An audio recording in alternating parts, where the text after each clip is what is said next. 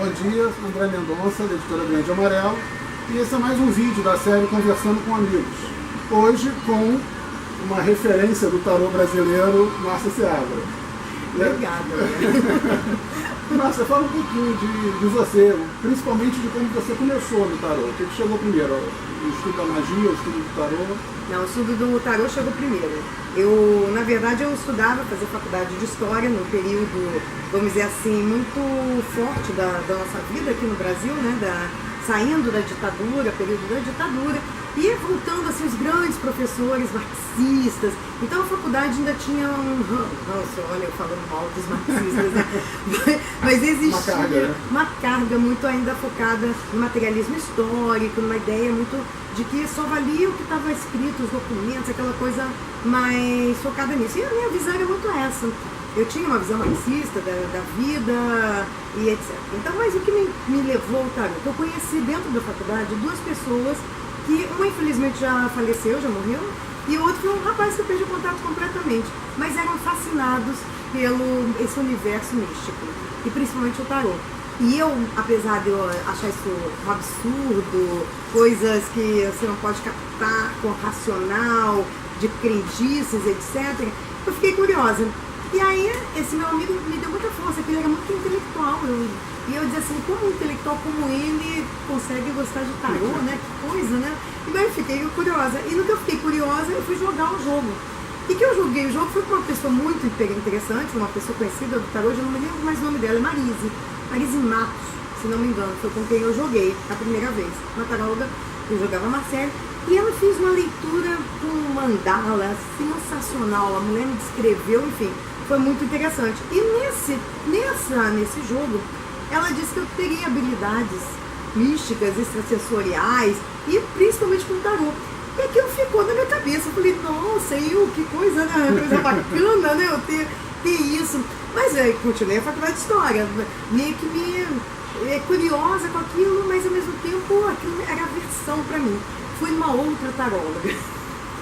Que essa eu não me lembro mesmo o nome dela. A mulher falou absolutamente a mesma coisa. Aí já passou de curiosidade a teste. Aí fui assistir uma entrevista de uma professora, Vera Xê, que foi a minha grande mestra mesmo do tarô. Foi com quem eu comecei a estudar. E eu me apaixonei, porque ela tem um trabalho de psicologia, ela já tratava o tarô não como um lado de adivinhação, mas como um sistema de autoconhecimento. E foi aí que eu então me apaixonei. Mas eu me apaixonei tanto que faltava 1 ano e meio para terminar a faculdade. E eu queria abandonar a faculdade. Eu disse assim, não, eu não posso perder mais um tempo sequer, eu preciso conhecer isso. E ela disse para mim, Márcia, eu tenho já 20 anos de tarô. Isso vai com calma, vai aparecer, você tem que terminar.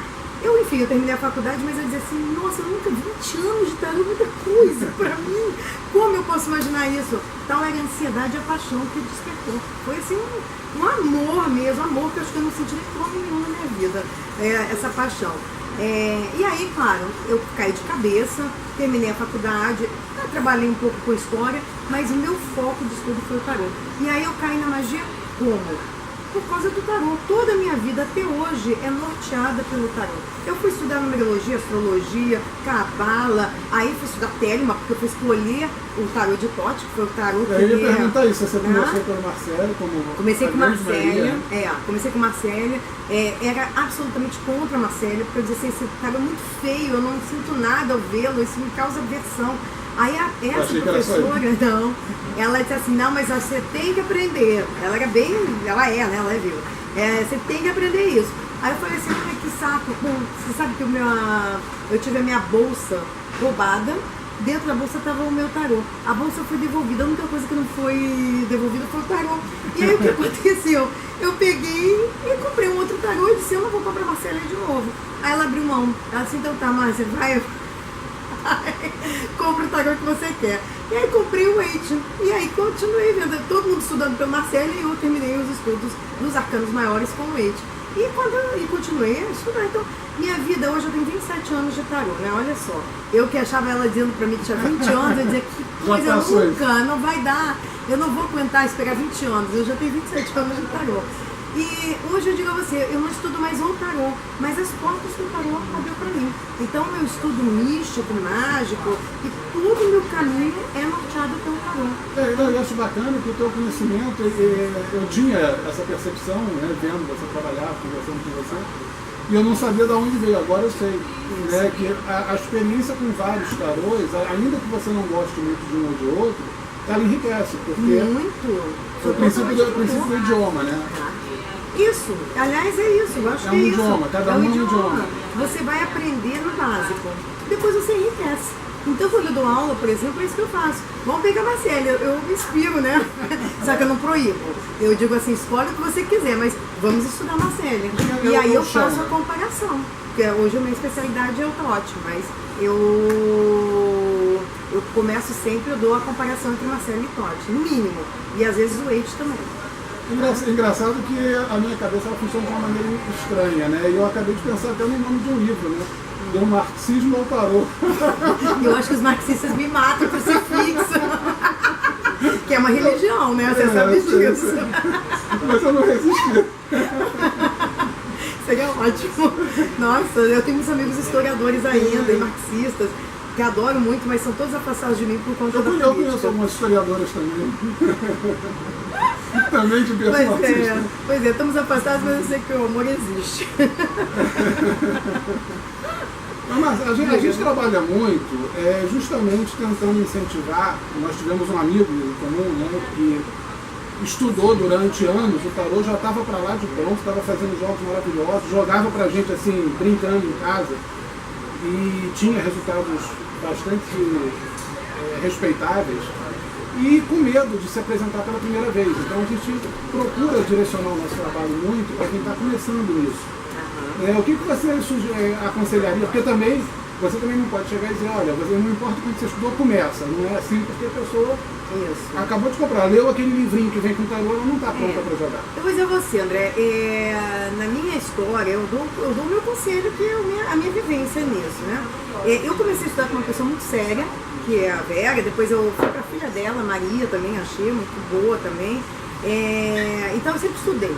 E eu nunca esperei. Isso aí é conselho dela, né? O que eu vou falar como conselho que eu passo a ser meu. O dela passou a ser meu.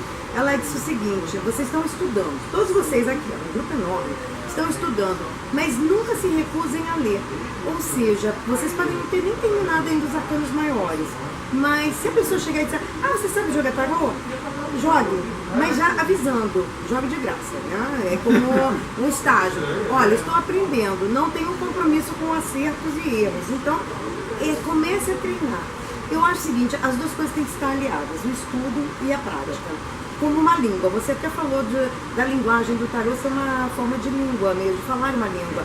É uma língua simbólica, é uma linguagem inconsciente, é um idioma, você até falou do idioma, o nome certo é o idioma. Então é isso, é um idioma. Se você não praticar o idioma, você não vai falar. Você vai estudar tudo, todas as regras gramaticais, tudo. Você pode saber tudo, até ler. Ler para si mesmo, né? Mas se você não desenvolver, você não fala, você não interage. Então o tarô é a mesma coisa, é uma linguagem que precisa ser interagida. Eu aconselho sempre a jogar. A todos os meus alunos, quando vêm, eu digo assim, olha, começa. Os primeiros 7 arcanos, não, porque quando você está sendo iniciado na jornada. Então, esses 7 primeiros, de 1 a 7, que eu chamo o primeiro setenário, primeiro absorve. Do segundo em diante, já parte para a luta. E, claro, na supervisão. Eu estaria, no caso, acessório.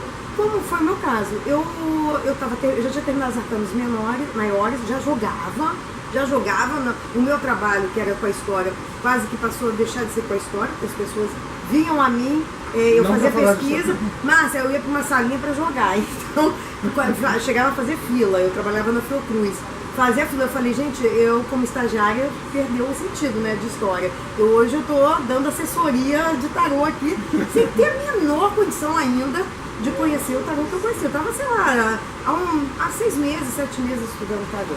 Então, eu não digo que a pessoa não deva testar, mas não fique só nisso, óbvio, né? Eu acho que você tem que estudar, sim. Só estudar não dá certo, só ler tarô também, intuitivamente, também não dá certo. Tem que aliar as duas coisas. E é isso. Aí eu fui depois fazer uma FI. feira que na época era moda, feira do Dia dos Namorados, então eu acho que eu atendi 13 pessoas de 14 de 2 horas da tarde até as 8 da noite. É uma loucura. Então ali foi quando isso eu no fui. início. Isso foi, eu já tinha feito os arcanos maiores, a minha professora me indicou para essa feira, que ela já não queria mais fazer feira. Olha, mas eu tenho uma aluna e tal, me indicou e eu topei. Então eu acho que é isso, tem que ter essa coragem. Tem que ter a coragem de falar. Eu falei o seguinte, olha, besteira não vai, eu já tenho uma base, olha. E eu falo, né? Eu falo pelos cotovelos, então. Não foi difícil, mas eu incentivo muito a pessoa a jogar. Porque senão, tudo bem, vira uma coisa gostosa, né? O diletantismo mesmo, de você curtir, mas não jogar. Aí você não vai se tornar um tarólogo. Você vai ser um estudioso, um curioso, mas tarólogo sempre um teórico, mesmo. vai ser sempre um teórico. Um teórico daquela história, né? E a gente pode dizer que o Portal dos Ventos é uma nova etapa, é um novo projeto, um projeto mais ousado, talvez? É bem mais ousado, né? Porque aí já inclui a minha sócia, que é a Márcia Vilela, com o Baralho Cigano. E o Portal dos Ventos veio também, parece assim, tudo ao acaso. Não é bem ao acaso. Eu já venho investindo um pouco no marketing, né, da minha pessoa, eu pessoalmente e tal. Mas nunca foi o foco. Essa coisa mais do marketing, tá na internet, fazer propaganda. O Portal dos Ventos vem como uma divulgação. E eu achei, depois eu conversando com a Márcia e Márcia, né, até engraçado, eu conversando com a Márcia, eu conversando comigo mesmo. Não, eu conversando com a Márcia Vilela, a gente percebeu o seguinte, que a gente não estava usando nossos nomes. O pessoal falava, via Portal dos Ventos, mas quem era o Portal dos Ventos por trás do Portal dos Ventos? Agora a gente até passou a usar nossos nomes. Márcia Vilela, Márcia Seabra. Então o que é o Portal dos Ventos? É uma divulgação na internet. A ideia de usar o Facebook como uma janela, um canal, né, para sermos vistas. E claro, estarmos nas feiras. E ele surgiu por isso, por conta da feira da Mística Feira de São Paulo. O Claudinei estava fazendo a feira, entrei em contato com ele. No que eu entrei em contato com ele, ele nos convidou para participar, eu achei sensacional, mas a gente tinha que ter um canal de marketing. E aí foi criado então o Portal dos Ventos naquele período lá de São Paulo, que eu acho que foi 2015, novembro de 2015. Então eu pensei que fosse um projeto um pouco mais antigo, não? Não, ele é bem recente. E está sendo reformulado agora. Porque a gente pensou assim, fazer memes, né? Mas aí ficou muito sério, eu achei que ficou muito sério. Ficou assim muito focado em dizeres sábios e coisas bacanas, mas ficou muito sério. A gente agora está reformulando para uma outra forma. Aqui, tanto no canal do YouTube como no nosso blog, você vai ter, vamos colocar, né, o link do Portal dos Ventos, vamos colocar o link aqui, de onde nós estamos gravando, né, que nós agradecemos, que é a Livraria da Travessa. Que é linda, né? Esse lugar aqui da 7 de setembro eu não conhecia. É um ponto de parada meu, obrigatório aqui no centro do Rio. Né, e uma livraria bastante farta, né? A gente parou bem perto, até de uma sessão muito interessante. A gente lembrei do nosso amigo. E estamos em poucos casos escritos de uma maneira correta. É verdade. Márcia, então eu queria te agradecer muito. Eu que agradeço. E uma coisa que faltou a gente falar foi sobre o Vem Aí, né? Vai vir um texto do Márcia Seabra para o blog, no Blade. Você pode adiantar um pouquinho do tema? Posso falar, eu estou num momento assim um pouco agitado, mas a minha intenção quando vocês me convidaram para participar do blog era escrever sobre tarô, né? Que é uma coisa que eu mais conheço mesmo. Então a minha ideia é fazer agora uma introdução, não aos arcanos maiores, mas aos menores. Falar um pouquinho, porque eu noto o seguinte, todo mundo aprende os arcanos maiores. Mas os menores é sempre uma dificuldade. Dizem, você acha ser os maiores, então dizem, você achando que é muito difícil, é muita carta. E é um método muito simples e fácil de aprender. Você aprendendo o método, você vai tranquilamente dominar aquelas 58 cartas aparentemente tão difíceis de... Combinação de conceitos. Exatamente. 58 é mentira minha, são 56, tá? Só a gente pode.